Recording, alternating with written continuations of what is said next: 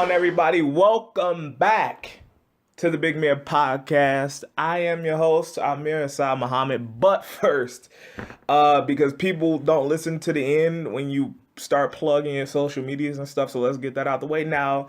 This is a momentous occasion because recently, a couple days ago, I finally got rid of the Y2J name out of all of my social medias or whatnot. Only the ones that I couldn't change, which is Snapchat, and I think my YouTube link, the URL to the channel, is still gonna be Amir Y2J. But everything else, I assure you, everything else has been changed to @RealBigMeer. That's @RealBigMeer, same name as the show. So make sure you follow me if you don't already. I finally got rid of that. It took me years to get rid of that name. I was always scared that, if, hopefully so, I do blow up and become a big deal. I could get rid of this name so I don't have to pay Chris Jericho any money before I blew up. So I figured, you know what, it's time to change this. I thought about it way too hard, and I had the name right in front of my face. I was trying to think of something cool, something clever, but you know what?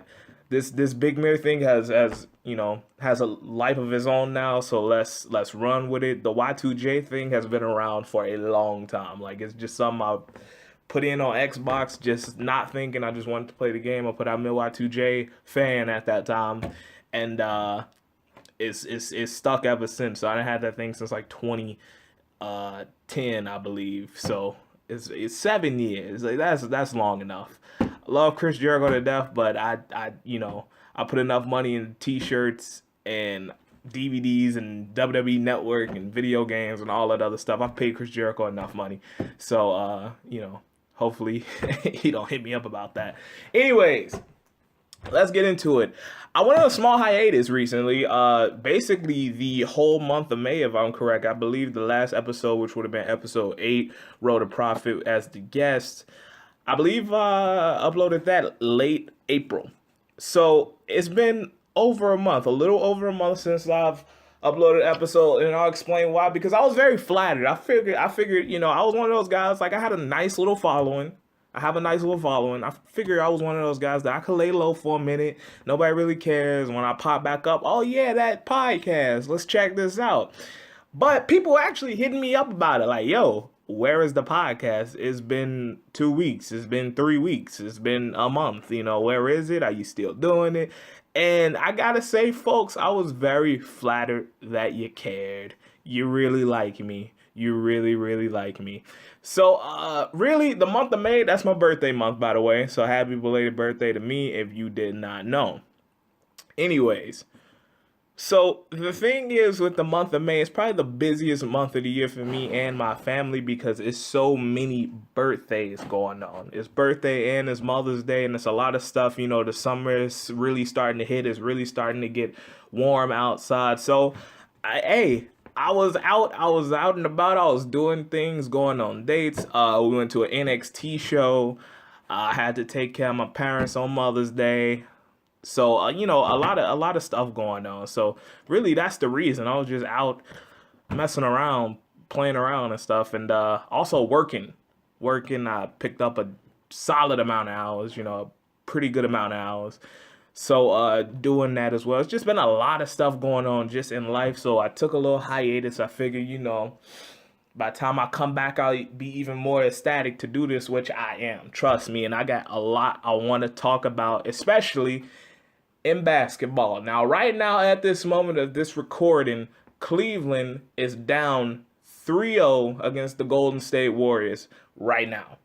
Kevin Durant has been cooking LeBron. Curry has been cooking. And the Warriors, I've never seen anything like this in the finals. Somebody's just playing this good. Now, you could say, oh, what about the Spurs beating the Cavs in 07 or whatever that was when LeBron had no team. Let's be real.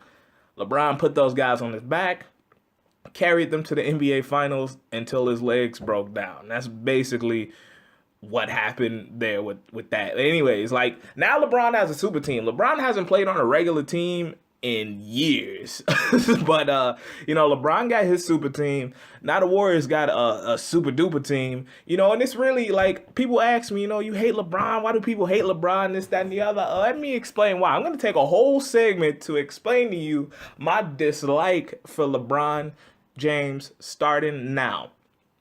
Now with LeBron, I liked him at first. I really did when he got drafted. He came in with a lot of hype. I was behind it. I felt like, all right, this guy could live up to the hype. And when I saw him play, I was like, he's a big dude.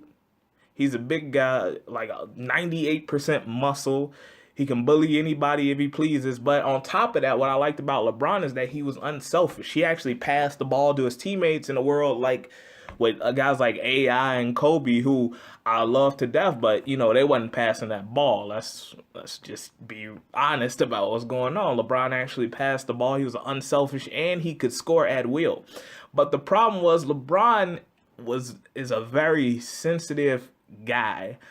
And I'll tell you what really started the dislike before even the Miami thing really was just okay, LeBron wins his first MVP.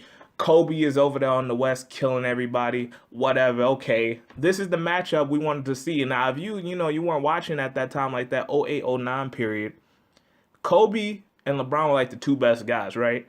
And they just so happen to be on opposite sides of the spectrum.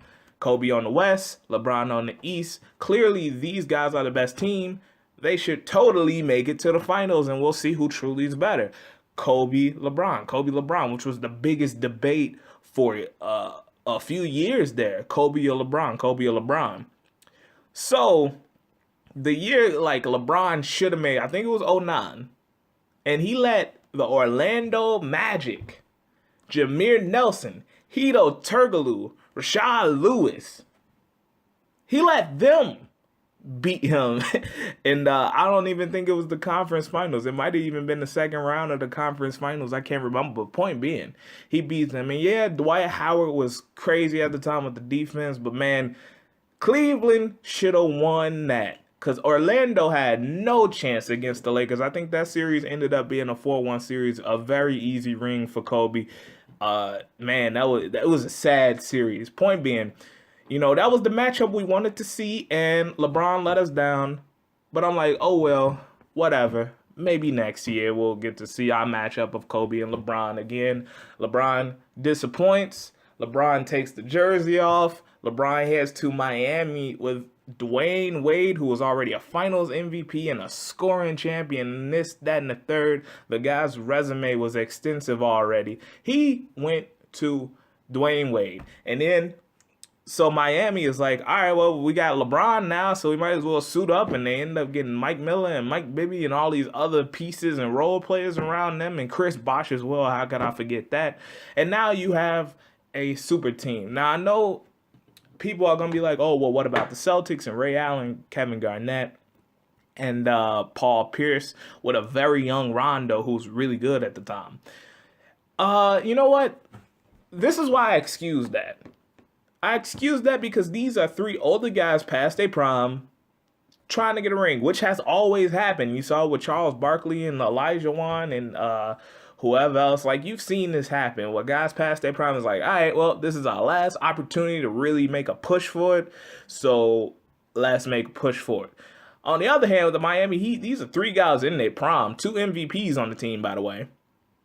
And Chris Bosh, who was really great in Toronto alone, come to Miami. These 3 guys in their prime, and, they all on the same team, plus all these pretty good role players around them. Anyways, so that's the reason I excuse the Boston Big Three thing. So to me, this is the real first Big Three. This is when this trend really started. Okay, well, I'm gonna jump on this guy's team. Well, I'm gonna jump on this guy's team. That's when that really started. And I feel like now karma has kind of come back around after all these years. And now we see it as the Golden State Warriors with, okay, you got 3, well, we got 4 All-Stars, all under 30. 2 of them have been MVPs. Draymond Green is probably going to be Defensive Player of the Year, and Klay Thompson is a three-point contest winner. So it is what it is. These guys are no slouches, all All-Stars as well. So, anyways, to delve back into that Miami thing, he goes and then he has the nerve to be on the same team as Dwayne Wade and Chris Bosh and lose to the Dallas Mavericks. Again, another team full of role players. The only star on that team was Dirk. It looked like the Dallas Mavericks had absolutely no chance. The biggest upset in basketball history, not the 3-1 lead. No. Dallas beating Miami was way worse than this. And I felt like, okay, with him losing that, it officially takes him out the conversation of being better than Kobe. Now, in 2017, we talking about is he better than Jordan? Not a chance. Anyways, so he goes and he beats OKC the next year. Young Kevin Durant, Russell Westbrook, and James Harden. He beats them like he should have. The next year he beats San Antonio, which he should have. And then that final year he lost, and it was just kind of like, all right, well, he pissed off. Oh, I'm going back to Cleveland. Come back to Cleveland with a souped-up team. He made sure Cleveland was stacked before he went there. Okay, we got Kevin Love, we got Kyrie. Cool. What do? You lose again. You lose to the Golden State Warriors. You come back next year, and I will give LeBron this ring. Because I'm not going to sit here and act like Dwayne Wade carried LeBron to 2 championship rings. But I will say he held his hand that entire time. Because without Dwayne Wade, LeBron James would not have as many rings. It just is what it is. Anyways, I will give LeBron that ring from last year with the 3-1 lead thing or whatever it was. That was incredible.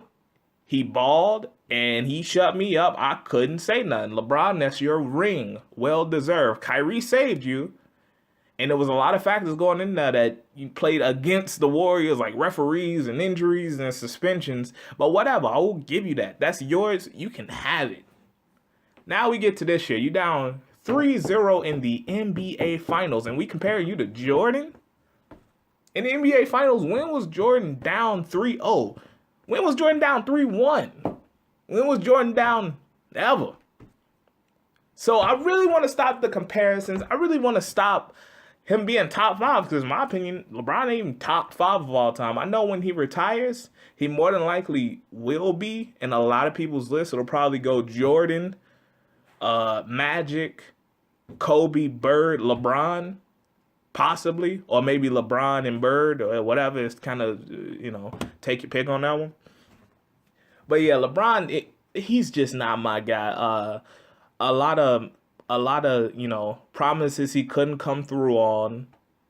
He's so good. And the fact that he's lost to some of the competition he has really, really bothers me. It really does, because I feel like the guy can score at will. He can do everything. He's a big guy. He like 95% muscle. He can bully anybody. Physically, you are superior than everybody. You can play just about any position from point guard to power forward. I don't know about center. Maybe that'll be a bit of a reach. But you are physically, you should be the best player in the world. But you got bullied by Jason Terry. You got bullied by Steph Curry and the Warriors. This year you're getting bullied by Kevin Durant. You're always getting picked on. You're too big to be getting picked on. And you should have more rings. And 2 of them shouldn't be tainted because you went and ran and got 2 rings on another man's team. You weren't the guy for the Miami Heat. Sure, you won those MVPs, but that's Dwayne Wade's team. Dwayne Wade ain't even there right now. That's Dwayne Wade's team. Miami wants him back. He only left because of money. You think he wanted to be in Chicago, really? I'm pretty sure Dwayne Wade would rather be in Miami. It just is what it is. He came here to prove a point. He came here to make his money. But anyways, LeBron, I honestly believe LeBron should have at least 5 rings, not 3. 5 rings. 2 of them should not be tainted the way they are. I really can't give him that because he really started this trend. Oh, jump on this team. Oh, I'm going to jump on that team. As you see, like Jeff Teague was like, oh, well, I'm going to jump on the team with Paul George. And LaMarcus Aldridge was like, oh, well, I'm going to jump on the team with Kawhi Leonard. Like stuff like that, again, bothers me. Like Al Horford, like, oh, okay, well, I'm going to jump on the Celtics.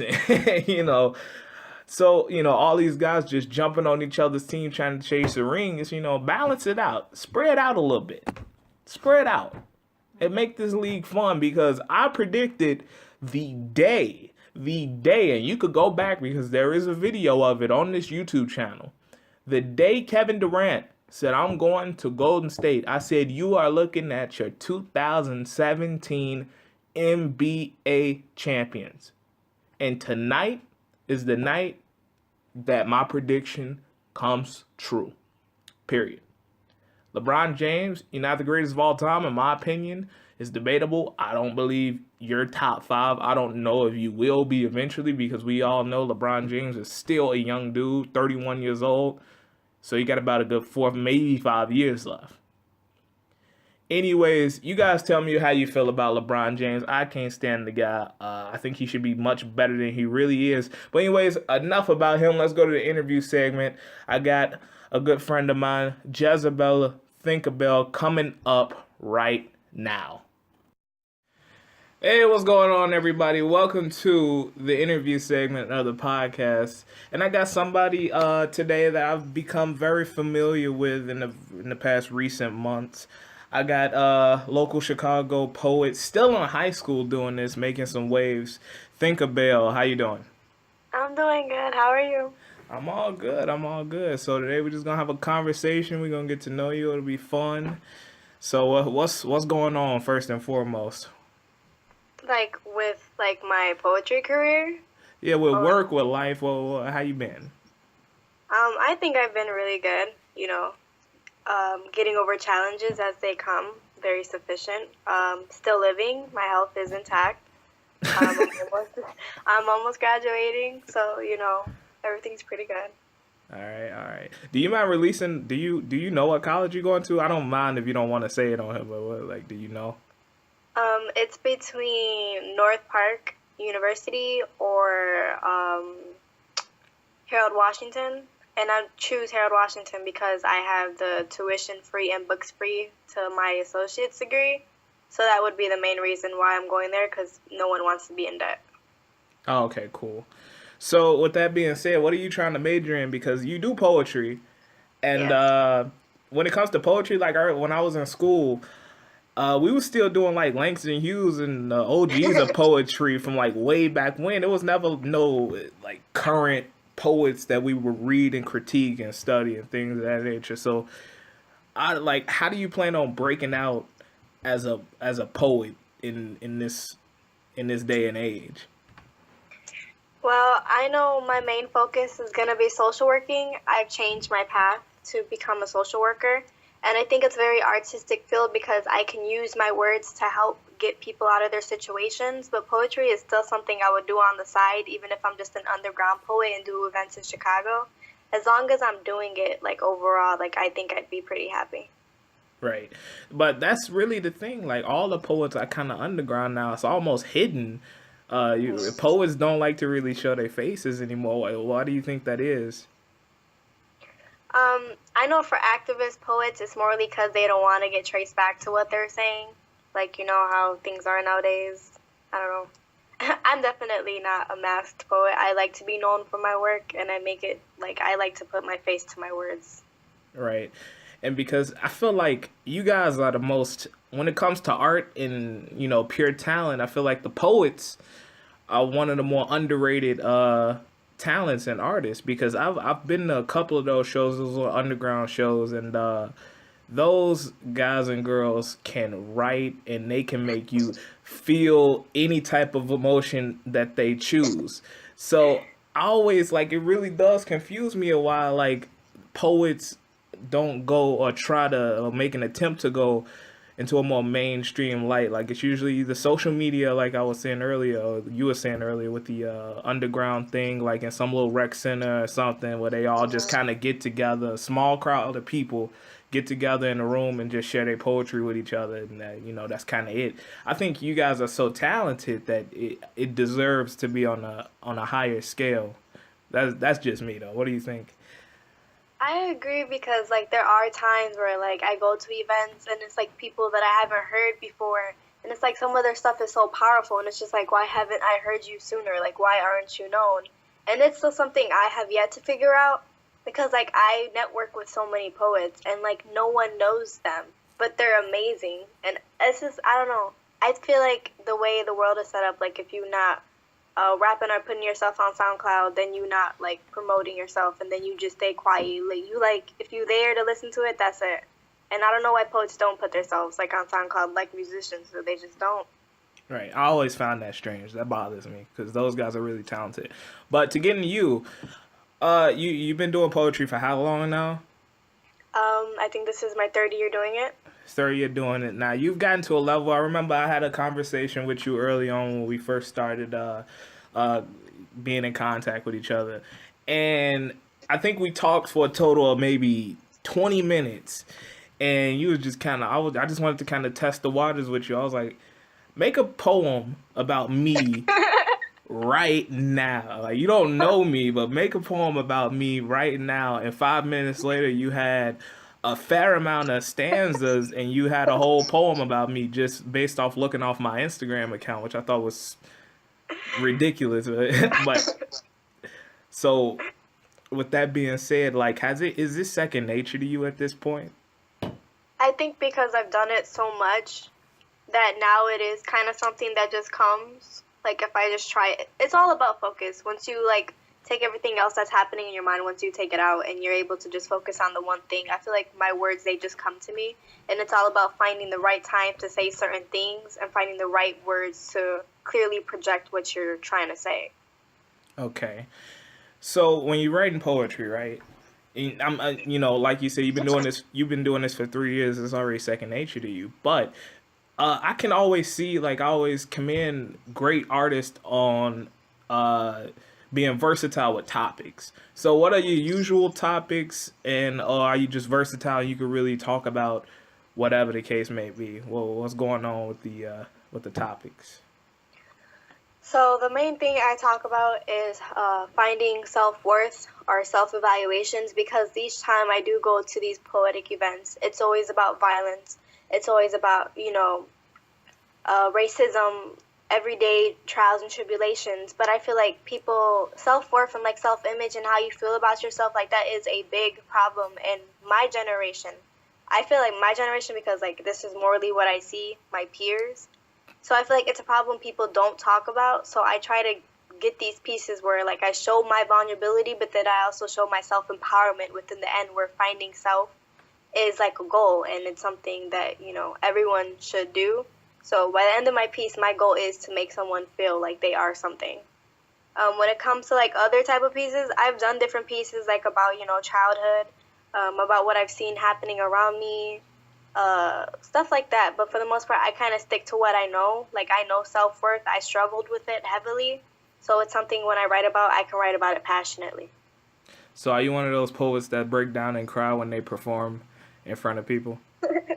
Yes, I am. Okay, because I remember when I was in the little Rex, and it was like a crew of people. It was just a short, like very cult-like underground feel to what was going on, and you had the guy that was crying and everything. Yeah. It was super dramatic, but good, not over dramatic, but it was great. It was, yeah. And the words were powerful. Like I said, so when you out there and you crying and you doing your thing, right? Yeah. That don't come as, is that a part of the territory almost when it comes to poetry? Is that just a thing, or are you embarrassed to cry a little bit, or do you stumble on words and you got to regather yourself and kind of start over from where you stopped? Or like, what's the process with that? The great part about going to these poetic events and the fact that they're so low key is that they're so personal, and everyone there, they're there to support you. No one's there as a critic. So usually when I stumble upon words like just like them snapping, because that's what it is. When you hear snapping, it's always encouragement. It's like letting you know that it's okay, you got it. And then oftentimes like that's what amps me up to like lets me know like these are my words. I wrote them. I remember them. I'm okay. I'm just tripped up. And then oftentimes like I find the power within me, and I do finish my poem strongly. Nice. So usually poets go into a transition of either singing or rapping. How come, well, from what I've seen, I haven't seen you sing, I haven't seen you rap. How come you haven't made that transition? I have. In my earlier poetry, I did start off with singing, and then I would break off into my poem or like a recent piece. I have done that. It's just the fact that I haven't.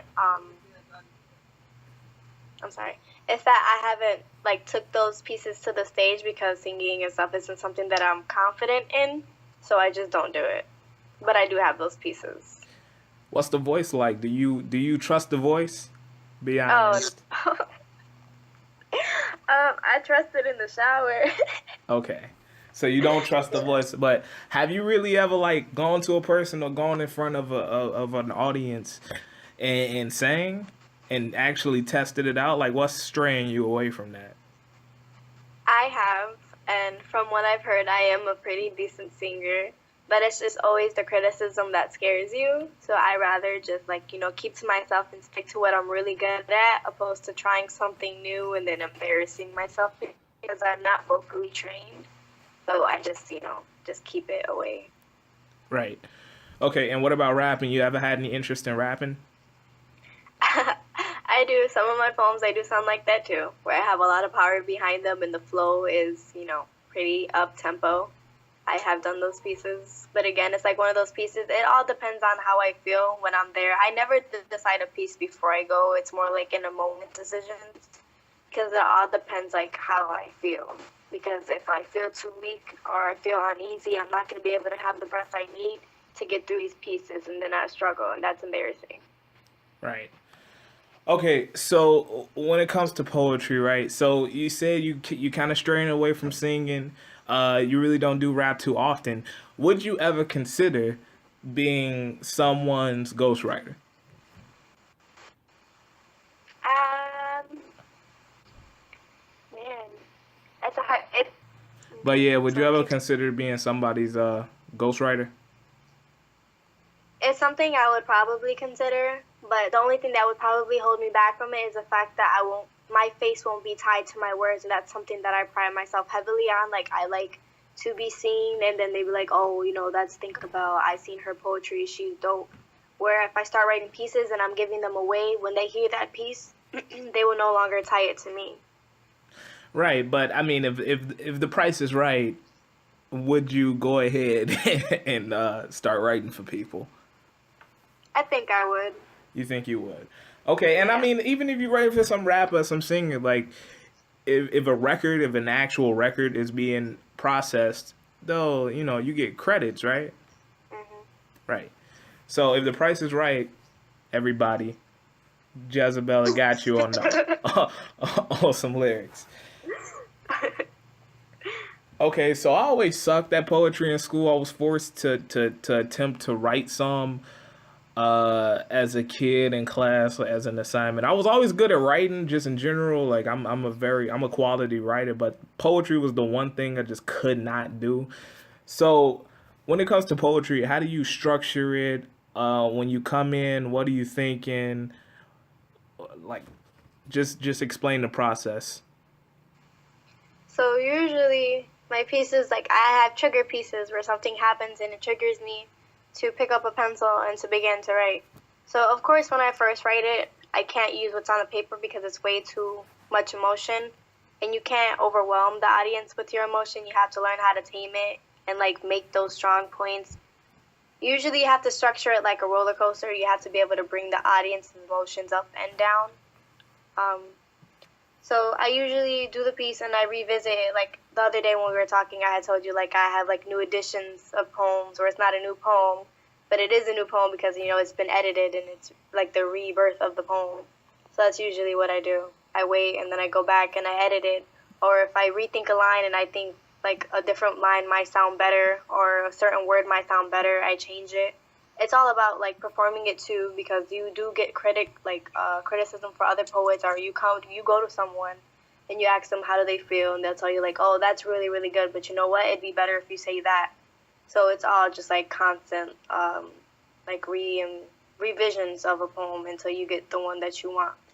Okay, but how do you know you get the one that you want? Because when writing something and you continuously tinker and edit it, you could ruin the whole thing possibly because you thought too hard about what was going on. So how do you know when you got it?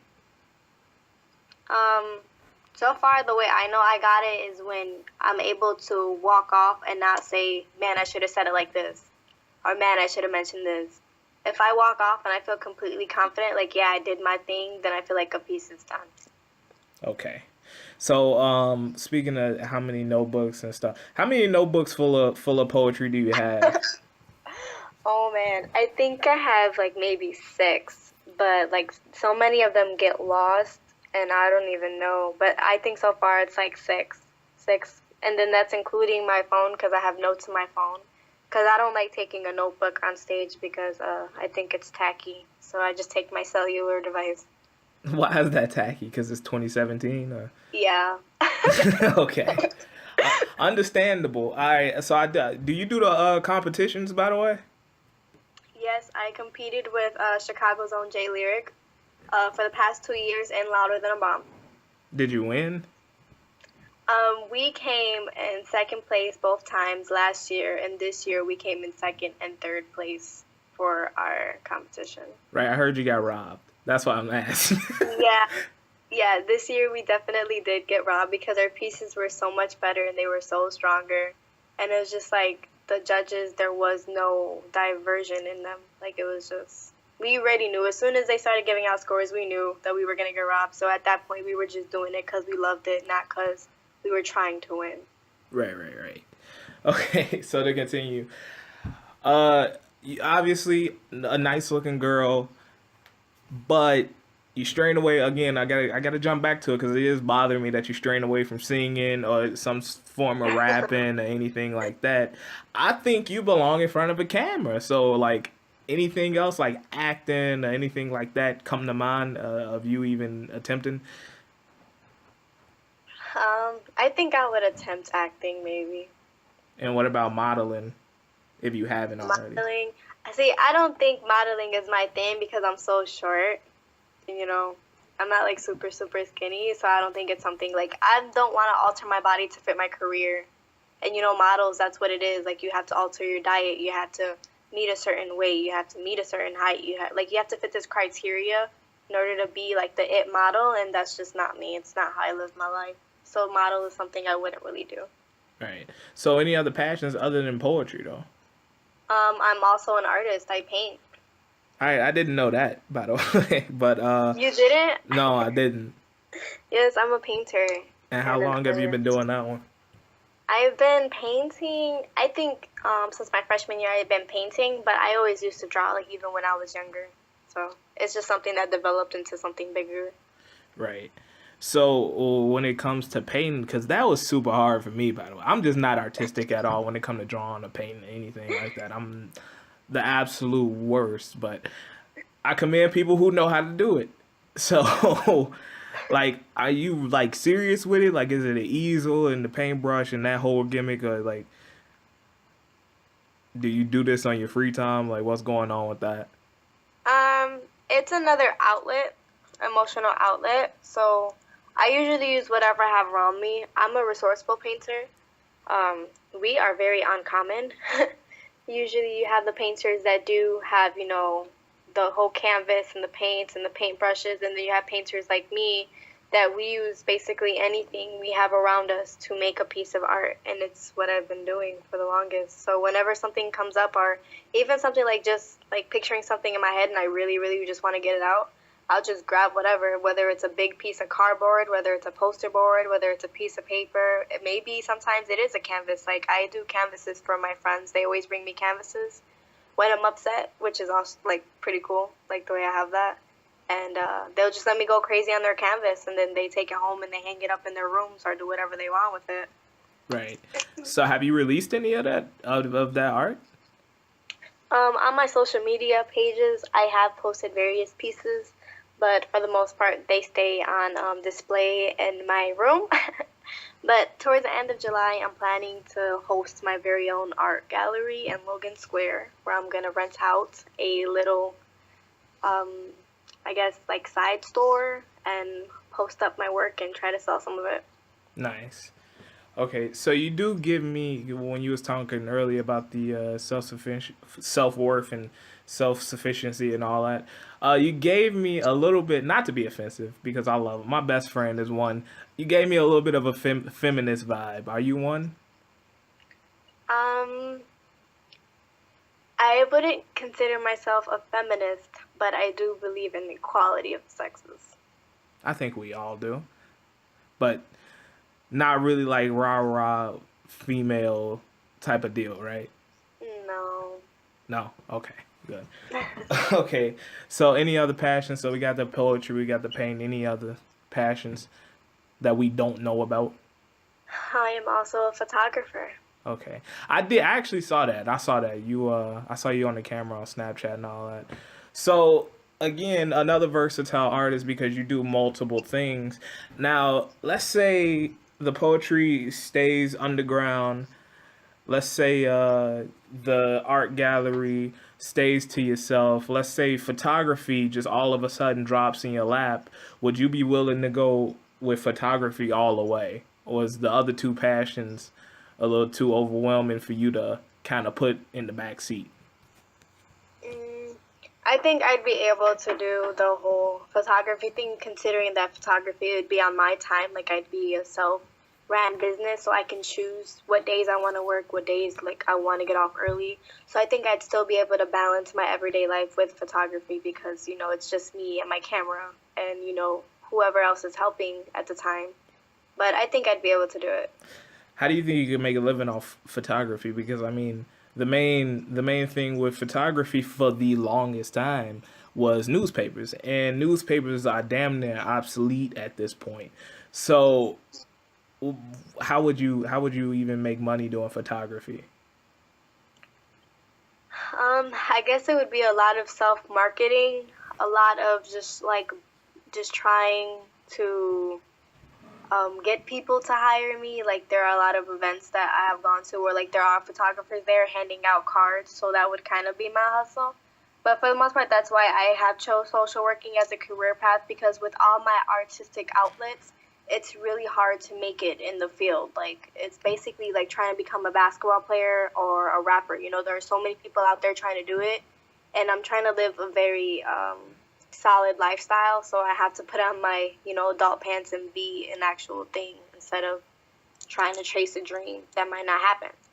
So about social work, you mean like almost like doing therapy or motivational speaking or things like that? Yes. Okay.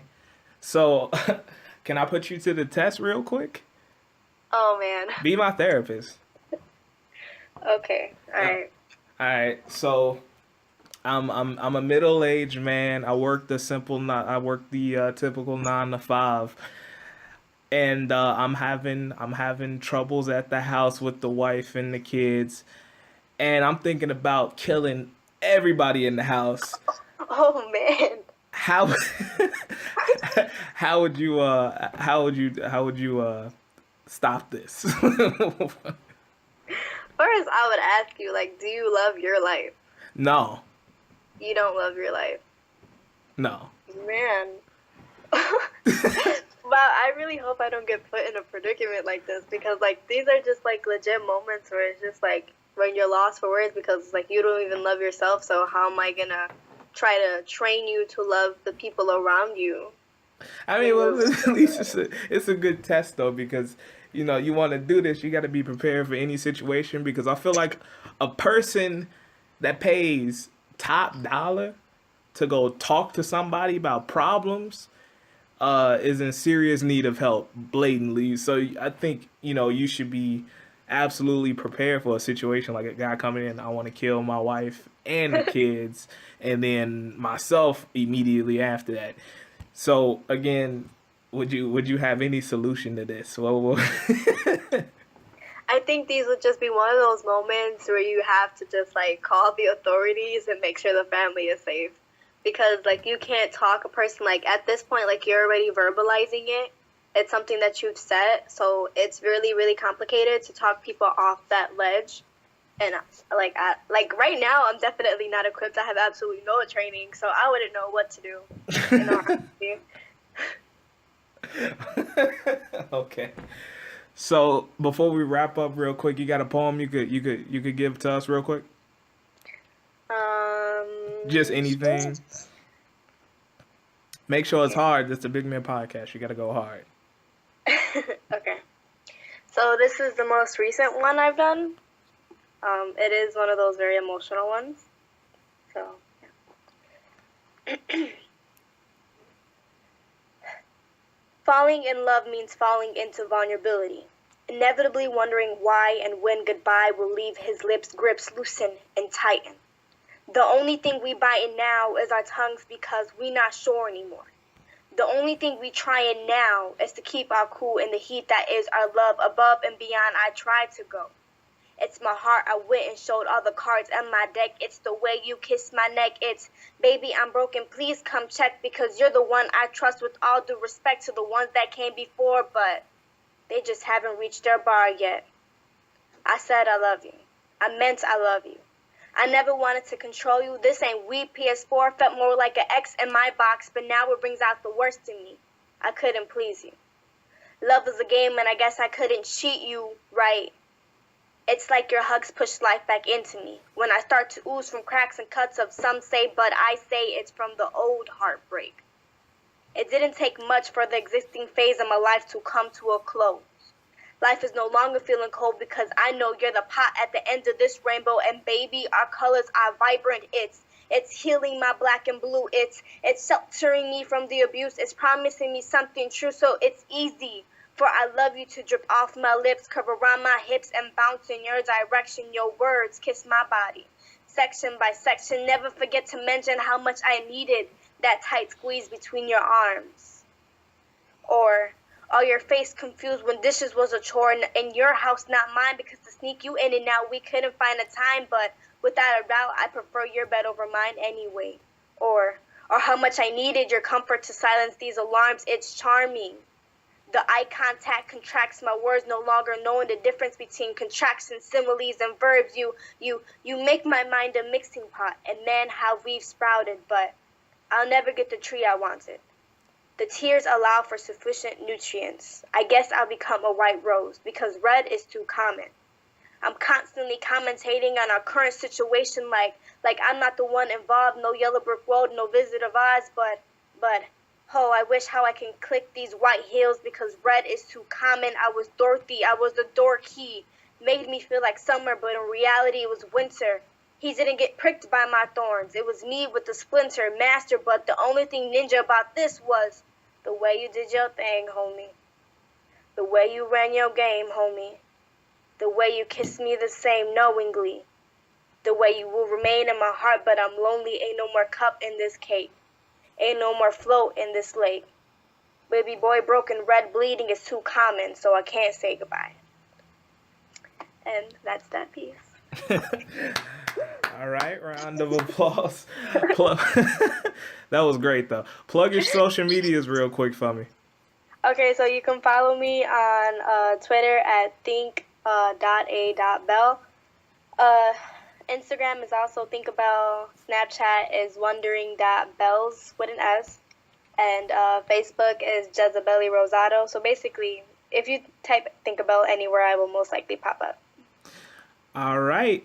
Thinkabell, poet, artist, photographer, future ghostwriter. Thank you very much. No problem. Thank you.